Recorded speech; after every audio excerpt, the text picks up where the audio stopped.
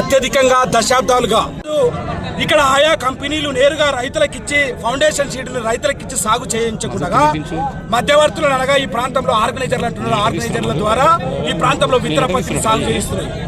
అయితే ఈ ఆర్గనైజర్లు అనేక రకాలుగా రైతులను దోపిడీలకు గురి చేస్తూ నష్టాలకు గురి చేస్తూ రైతుల యొక్క ఆస్తులను గుంజుకుంటూ అప్పులు చూపిస్తూ అధిక వడ్డీలు వసూలు చేస్తూ కంపెనీలు ఇచ్చే వాస్తవ రేట్లను రైతులకు ఇవ్వకుండా మోసం చేస్తున్నాయి.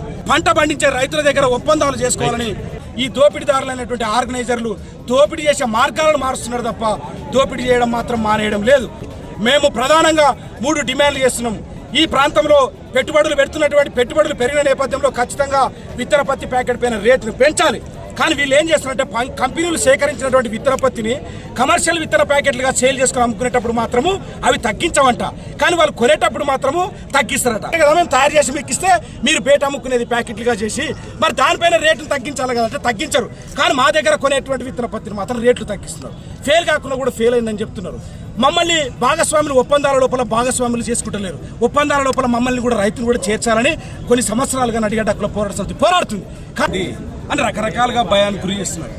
అప్పటికే అప్పులుగా ఉన్నటువంటి రైతులు ఎంత ఇచ్చినంత పర్వాలేదని తీసుకొని వాళ్ళ అప్పులు కట్టడానికి వేస్తున్నటువంటి పరిస్థితి ఉంది. అనేక సార్లు గతంలో కలెక్టర్ గారు 3-4 మారినా కూడా ఇప్పటిదాకా ఈ సమస్య పరిష్కారం చేయలేదు. వినతి పత్రాలు ఇవ్వడం అవి పుట్టదాఖలు కావడం అనేది సర్వసాధారణమైంది. అందుకోసమే ఈరోజు రైతులమంతా మేమంతా కలిసి మోకాల మీద నిరసన చేస్తున్నాము. ఈ ప్రభుత్వం కానీ ఇక్కడ ఉన్నటువంటి అధికారులు కానీ ఇప్పటికైనా దిగి రాకపోతే ఈ సమస్యను పరిష్కారం చేయకపోతే అర్ధనగ్న ప్రదర్శన చేస్తాం ఇప్పుడు త్వరలోపల. అది కూడా ఈ సందర్భంగా డిమాండ్ చేస్తున్నాం.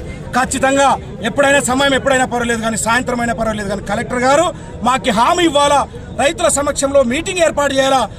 ఆ మీటింగ్కి కంపెనీలు పిలుస్తారా, ఆర్గనైజర్లు పిలుస్తారా, ఎవరు పిలుస్తారా మీకు ఇష్టం, కానీ రైతుల సమక్షంలో మాత్రం ఖచ్చితంగా జరగాల.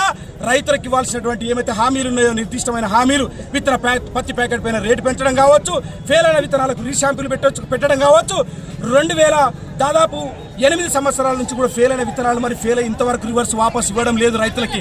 అంటే మరి ఈ కంపెనీలు ఫెయిల్ అయిన విత్తనాలని ఏం చేసుకున్నట్టు, బ్లాక్లో అమ్ముకున్నట్ట, ఆర్గనైజర్లు అమ్ముకున్నట్ట, మరి ఎక్కడికి అమ్మినట్ట ఈ ఫెయిల్ అయిన విత్తనాలు? గత 6-7 సంవత్సరాల నుంచి ఫెయిల్ అయిన విత్తనాలను రైతులకు ఎందుకు ఇవ్వడం లేదు?